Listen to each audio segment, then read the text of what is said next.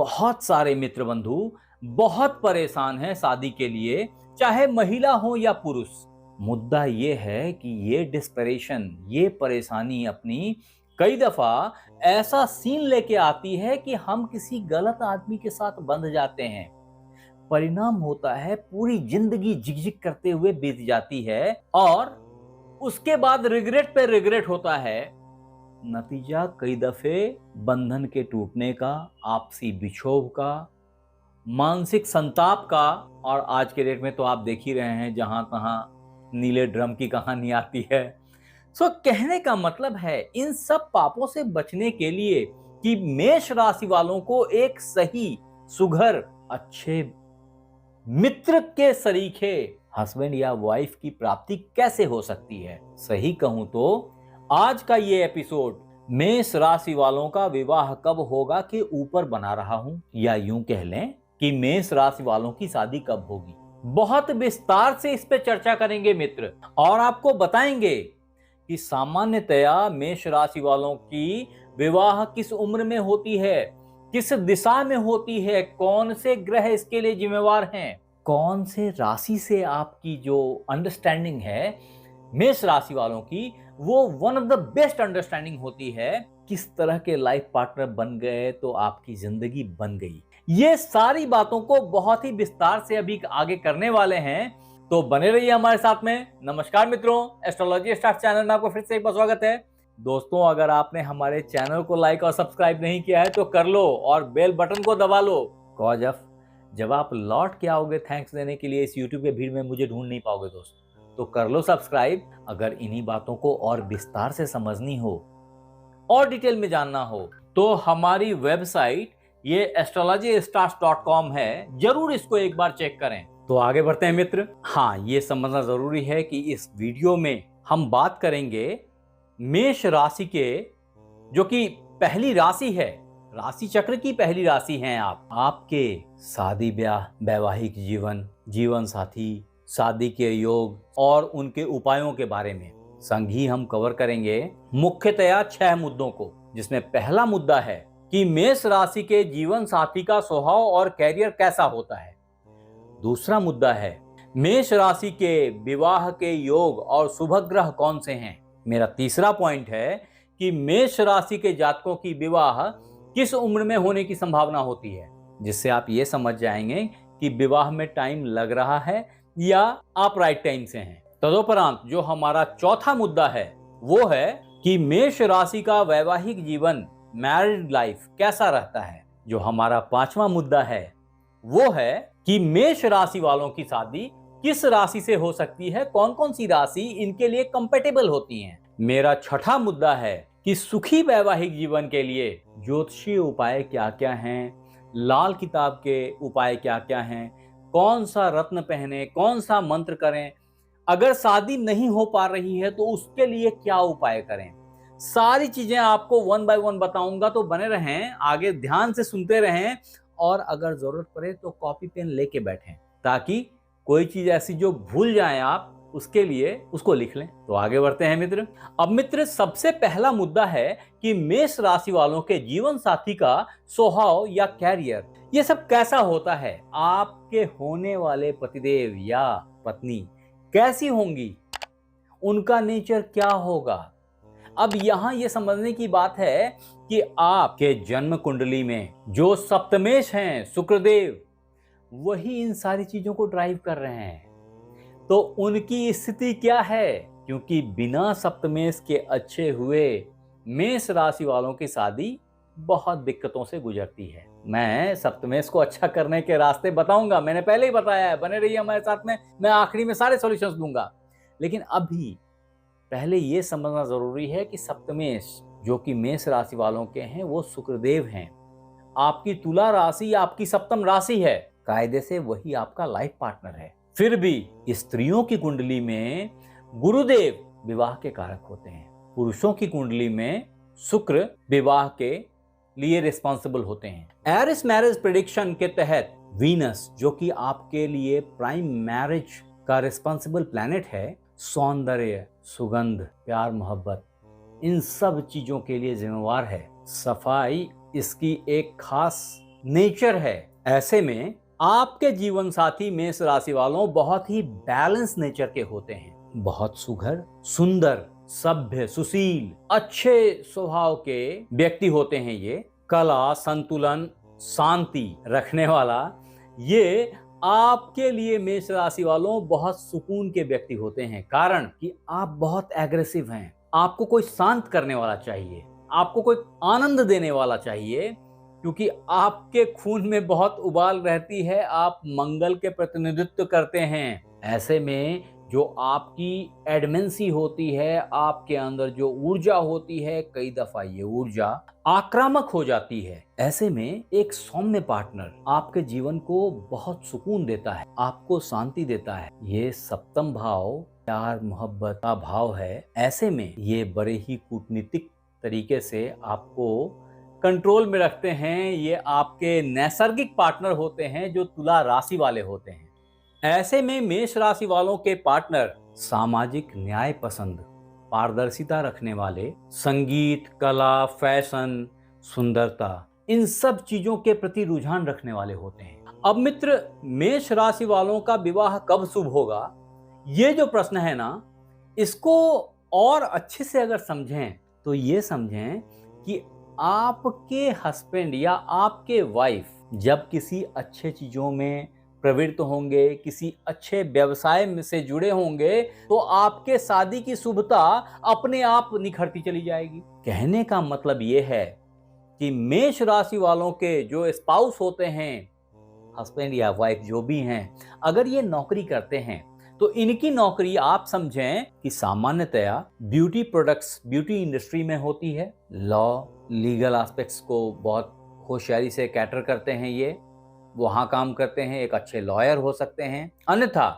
कला, अभिनय, मनोरंजन, इन सब क्षेत्रों में कार्य करते हुए देखे गए हैं। इन्हीं चीजों में वो अपना व्यापार करते हुए भी देखे गए हैं। अतः आप में से जिन मित्र बंधुओं की शादी व्यापारियों के साथ हुई है, तो आप पाएंगे कि वो बहुधा perfumes, beauty product, luxury brands, banking, इन्हीं इंडस्ट्री में अपने व्यापार को उत्तरोत्तर बढ़ा रहे हैं। अब मित्र, बात करते हैं कि मेष राशि का जीवन साथी कौन है या मेष राशि का जीवन साथी कैसा मिलेगा। तो समझें कि शुक्र ग्रह जो है ना, वो आपका सप्तमेश है, मैंने पहले भी बताया है। ऐसे में कुंडली में शुक्र की मजबूत स्थिति ये बताती है कि आपके विवाह का योग कब है और आपकी विवाह लंबी चलेगी, कैसी चलेगी, कितनी अच्छी होगी, ये सब आपके कुंडली के शुक्र को देख करके बताया जा सकता है। वास्तव में शुक्र की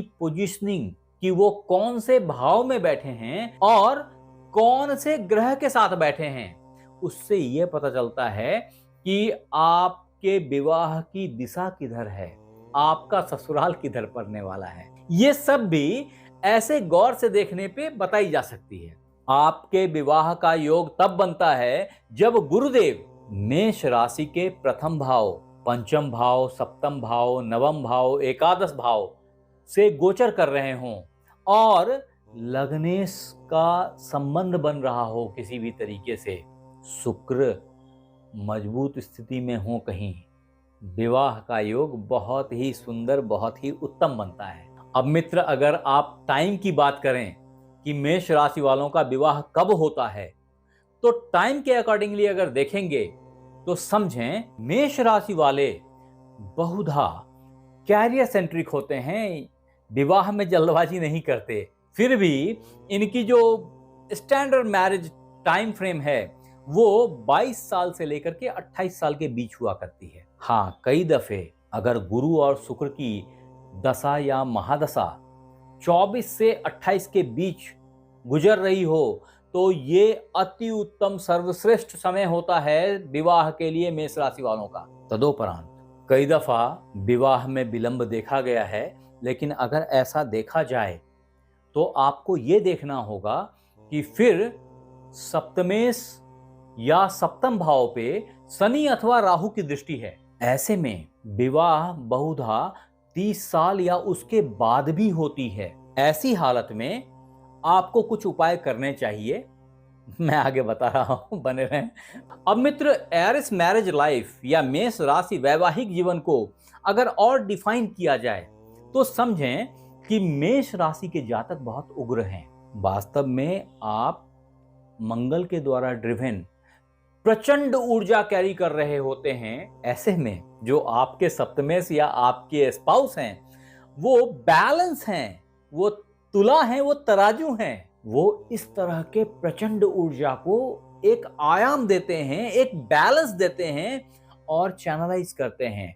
परिणाम ये होता है कि शुरुआती दौर मेष राशि वालों की बहुत लड़ाई झगड़े में गुजरती है, लेकिन एक टाइम के साथ अंडरस्टैंडिंग बढ़ती जाती है, प्यार और रोमांस बढ़ता जाता है, जिंदगी मधुर होती चली जाती है।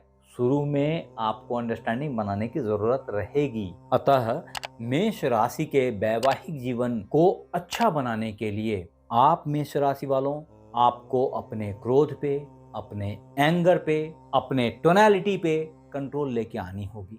ये आपके लिए एक एडवाइस है और आपके पार्टनर को और समझदारी दिखानी पड़ेगी, अपनी एडॉप्शन बढ़ानी पड़ेगी, आपके खराबियों के साथ आपको अंगीकार करना पड़ेगा। ये चीज आपके पार्टनर के लिए होगी।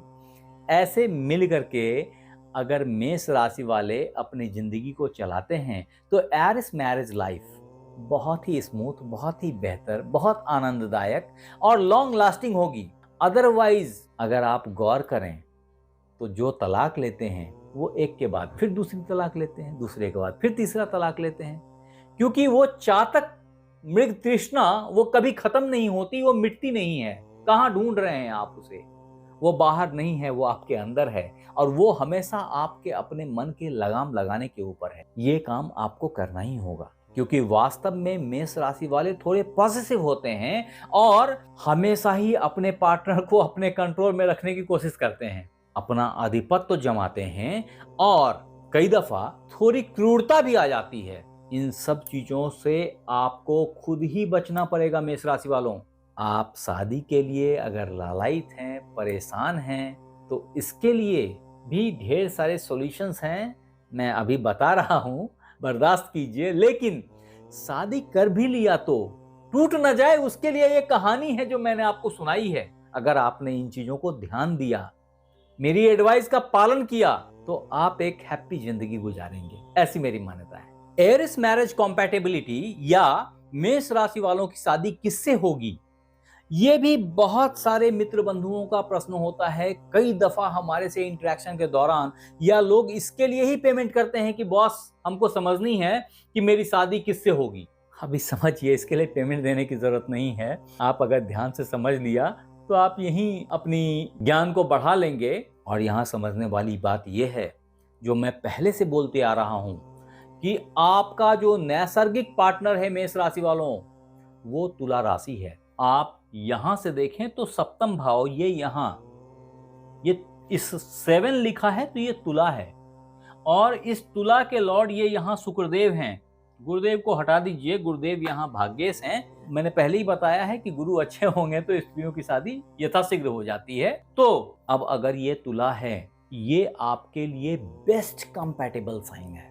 पहली बात, अगर उससे थोड़ा कम बोला जाए यानी कि गुड, तो वो है सिंह राशि, जो मेष की एनर्जी को गाइड करता है, ड्राइव करता है, प्यार मोहब्बत के नजदीक रहता है और मेष की ऊर्जा को एक दिशा देता है, आपके कदम से कदम मिला के चलने की क्षमता रखता है। अतः एरिस ज़ोडिएक साइन के लिए जो बेस्ट कॉम्पैटिबल ज़ोडिएक साइन है वो लियो है। देन आपके लिए जो तीसरी राशि है वो धनु राशि है, जो आपके लिए भाग्यवर्धक होते हैं और आपके जिंदगी को एक अच्छा पुश देते हैं। अब दोस्त, मैंने ये तो बता दिया कि मेष राशि वालों को जीवन साथी कब मिलेगा, लेकिन जो आपका मुख्य मुद्दा अटक रहा था कि मेष राशि शादी के उपाय क्या क्या हैं, क्योंकि वो मित्र बंधु जिनकी शादी नहीं हो रही उनके लिए भी कुछ उपाय हैं।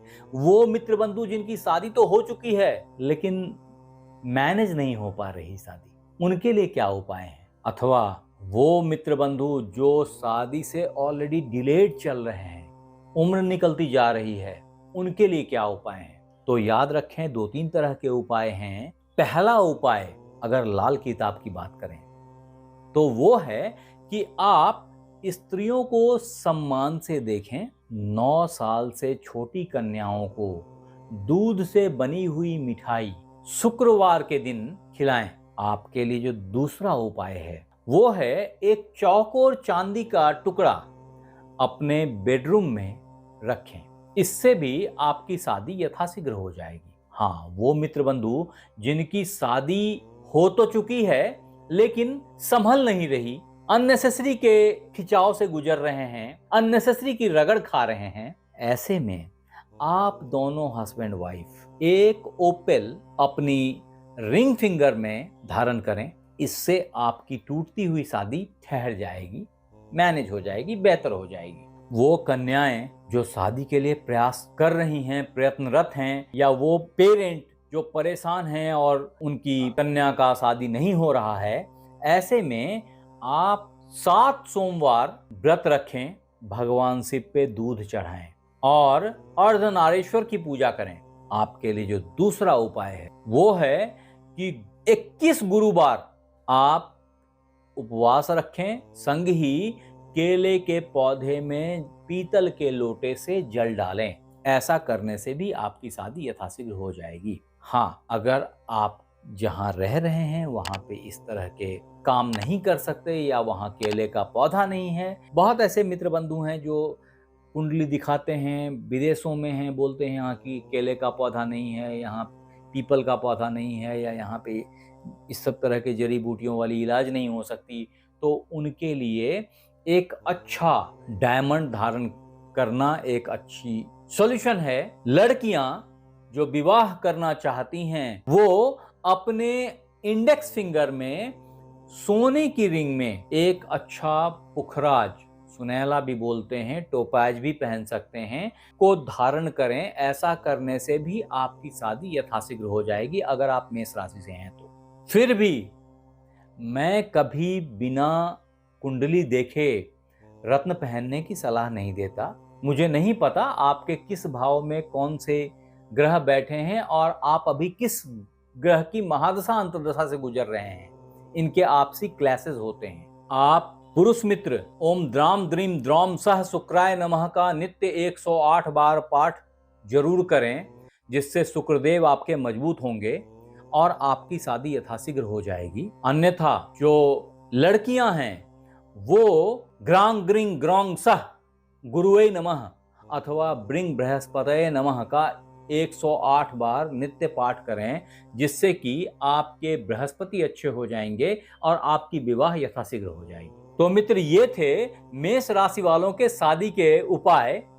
अन्यथा ये बोल लें कि हमने सारे ही मुद्दों को कवर किया, जिसमें कि मेष राशि वालों का विवाह कब होगा, अथवा यूं कहें कि मेष राशि वालों का जीवन साथी कौन है, मेष राशि का जीवन साथी कब मिलेगा। इन सारे चीजों को हमने बहुत विस्तार से आपको समझाया है। अगर आपने थोड़ा ख्याल किया, थोड़ा ध्यान दिया, तो आप आसन्न शादी के प्रॉब्लम से बाहर निकल जाएंगे। आप हमारे साथ बने रहे इसके लिए बहुत बहुत धन्यवाद। आपसे फिर मिलते हैं अगले एपिसोड में। तब तक अपना ख्याल रखें। धन्यवाद।